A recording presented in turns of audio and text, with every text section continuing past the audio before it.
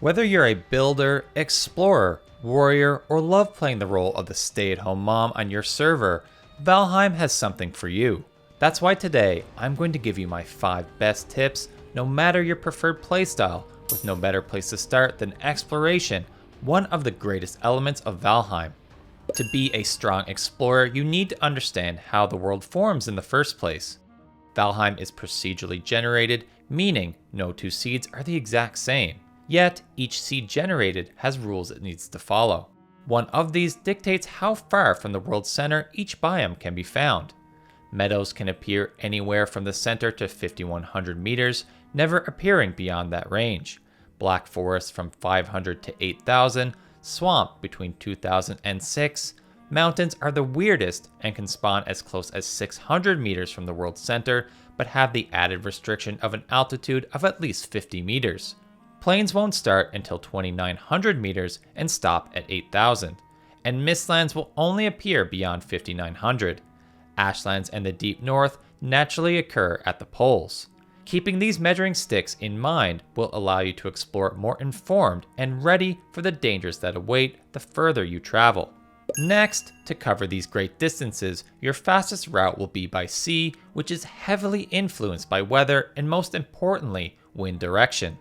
Few people understand that weather in Valheim is not random, but rather is on a schedule which is viewable on this website. If wanting to sail south as an example, check the weather for the ocean biome that day. If not fit, sleep until the next, where the direction has hopefully changed for the better. If unsure of wind direction, you can always find it on your minimap. Keep in mind, the schedule does vary by biome, so don't be surprised when you notice a sudden change as you cross a biome boundary. For identifying the different biomes, you can always look at your map for clues. Hovering your cursor over the edge of an undiscovered landmass will display the biome name on screen. Biomes on your map also have vast color differences throughout them, which have more meaning than pure aesthetics. Firstly, shallow waters are represented with wave lines often associated with the coastal biome, while gray clouded areas represent the deep ocean. Second, white areas of the mountains are typically flatter, with gray representing steep slopes. Third, if seeking a mistless mistlands, head towards darker purple areas. The mist will be less dense, with the darkest almost black areas being free of fog altogether. Fourth is more obvious, but the red ashlands terrain represents safe walkable ground, while the orange areas are the impassable lava lakes. Further, if unsure if it's day or night in a darker biome like the swamp, look at the fog of war on your map, turning a darker shade after sunset. And speaking of the mistlands mist, you've probably had trouble finding infested mines, am I right? To ease your struggle, input the command print seeds into your chat box.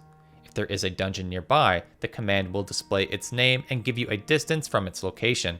Unfortunately, this will not give you the direction, but by picking one followed by re-entering the command, you can quickly determine the way to go through quick trial and error.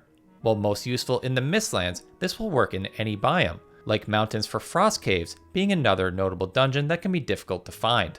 A good explorer will also know where to find resources in unexpected places.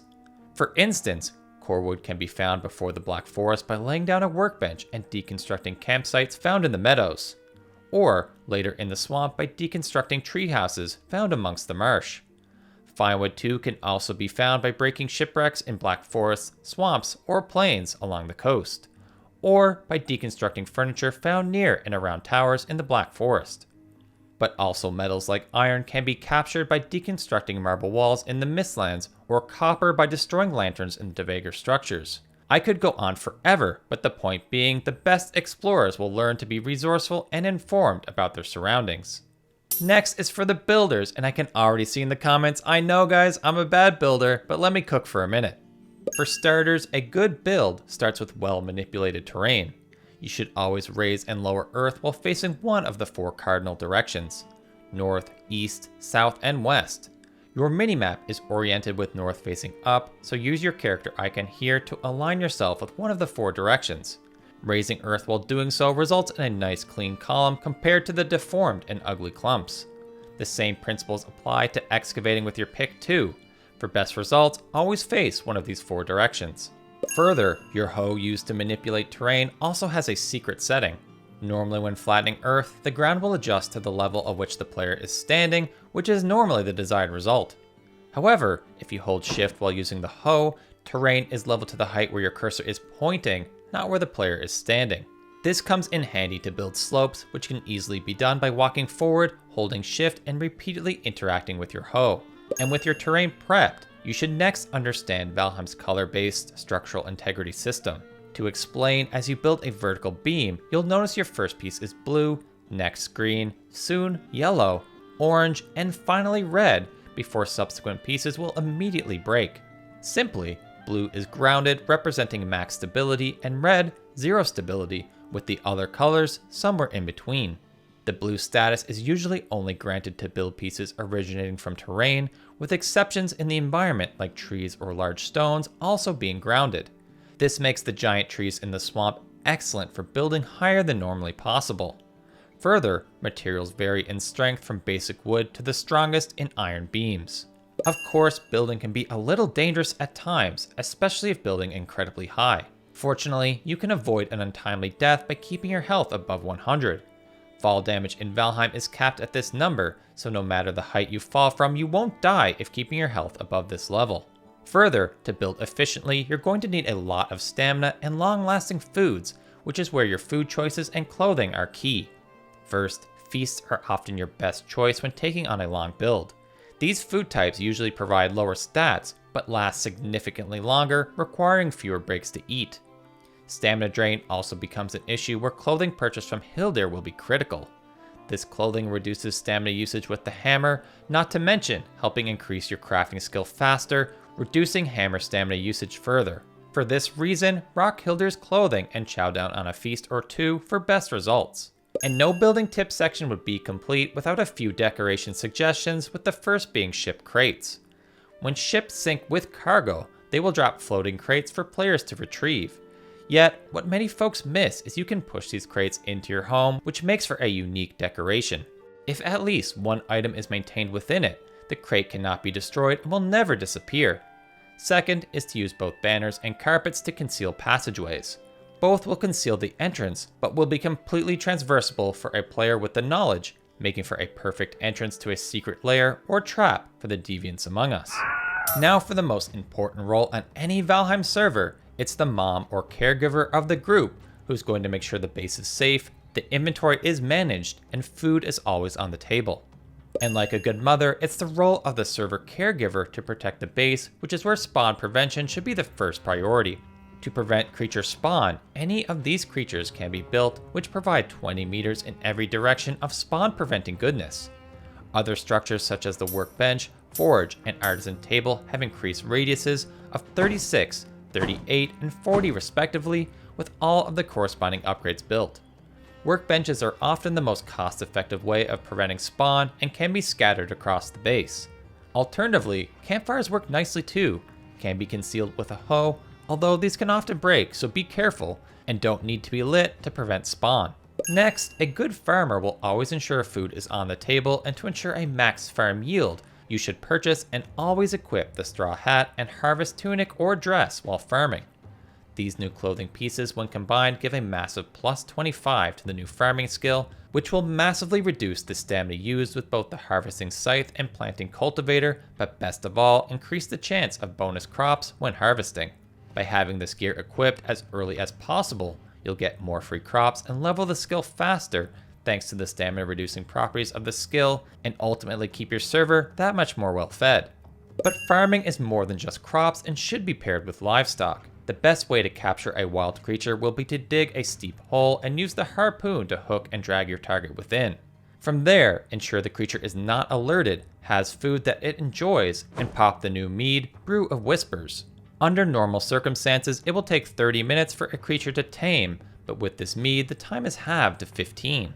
Further, many people do miss this, but taming rate stacks with multiple players within 60 meters, so consider teaming up with a partner to speedrun your creature taming. Once tame, remember you can still use the harpoon to drag and relocate your tame if you first enable friendly fire. Similarly, you can harvest your animals by having friendly fire enabled, or alternatively, use the butcher knife for a merciful harvest. But maybe nothing is more important than managing the inventory of the base, where understanding all the hotkeys and sign naming capacities is absolutely paramount. Make sure to color code the signs you place over your resources to make finding those of interest more easily. You can never go wrong with white, often being the most legible, even in the dark. You can even copy hex codes from a generic website instead of putting the color. Even emojis work too. Beyond that, you'll want to leverage the shortcuts to accelerate the management, like holding shift that opens a slider allowing you to specify the amount of material you want to grab, or hold control to automatically store or withdraw a stack when interacting with a chest. And lastly, hold your interact button rather than simply clicking it to automatically store materials into your chest for all material types matching your inventory. Fifth, for this role is to master the kitchen, which is where optimizing your cooking skill will work wonders. The higher this skill, the faster you can craft foods at the cauldron, food prep table, and meat kettle. Plus, the higher your level, the higher your chance of receiving bonus foods when cooking. To level this skill, I recommend making foods that require baking, bread being my recommended choice. When crafting a loaf at the prep table, you will receive 1 XP, another 0.4 placing it in the oven, and another 0.6 retrieving it for a total of 2 experience per bread dough. Further, Valheim now enables the ability to craft 5 of an item at a time. It's recommended when crafting to use this function rather than 5 individual crafts, as the way bonus crafts are calculated, you will receive more bonus resources this way, at least according to the wiki. Next up, my absolute favorite role and the one I most closely identify with, the warrior. For starters, any good warrior must learn to manage their stamina effectively. Firstly, it's strongly advised to walk as often as you can and only use your stamina in bursts to avoid attacks. This works well when both a melee creature pursues you, but nicely against range when a well-timed sprint parallel to the direction of a shot arrow will be enough to avoid the damage. Further, while many players often spam their dodge in panic situations, while a great combat tool, this too consumes stamina. You would often be better served baiting an attack, retreating with a quick walk or sprint, and capitalize between their aggression. Second, warriors should unlock the power of fire both from the base campfire and bonfire as well. Fire damage, unlike most damage types, does stack, so if you can keep a creature within the flame for an extended period, you can really accelerate their demise. My favorite uses for the campfire are in narrow passageways like burial chambers, but also against most creatures in the Black Forest. Specifically, if placed directly in front of a pursuing brute, you can dodge in place all while the giant monster burns. Likewise, the bonfire can be used against larger enemies like Abomination and Lox.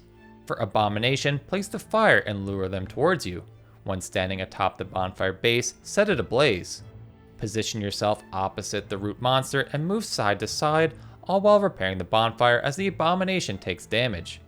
I recommend changing this keybind that will allow you to dodge while using your hammer, which will make repairing the bonfire a safer experience.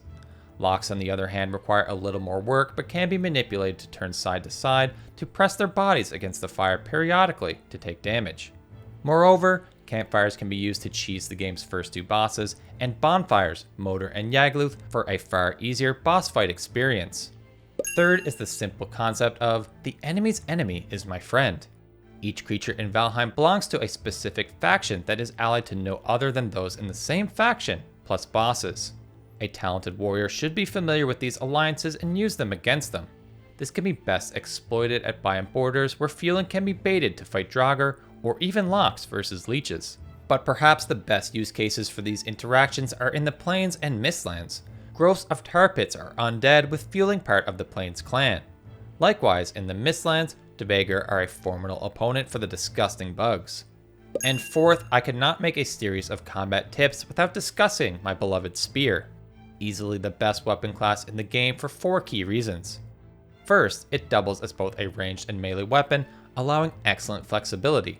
2, it has one of the highest attack speeds, only beaten by daggers, which synergizes super well with number 3 that the spear skill levels faster than any other, providing 2.25 XP for each primary attack compared to the typical 1.5 for all other classes. And fourth, spears are often far less resource intensive than weapons of other classes, making spears the optimal choice for speedrunners in the game. Of course, they aren't perfect, often struggling with elevated terrain and the occasional yeet. And fifth, and a bit of a zag for me who typically prefers high stamina, is to eat 3 health foods. The reason I say this is to prevent stagger. Stagger is applied when damage taken matches or exceeds 40% of max health, which is visually represented on your screen each time you are hit. The higher your health, the more damage you can endure before staggered. And what's better than 5 tips for every playstyle? Well, 7 critical tips for each biome in this video right here. Plus, we just launched the Snazzy merch shop, so make sure you check out the link in the video description for sweet designs like the Dangerous Games hoodie or a Feelin' Snazzy tee. And if you happen to be a community member, join our Discord for more information on up to 5 or even 10% discount on any merch purchase. And thank you for watching.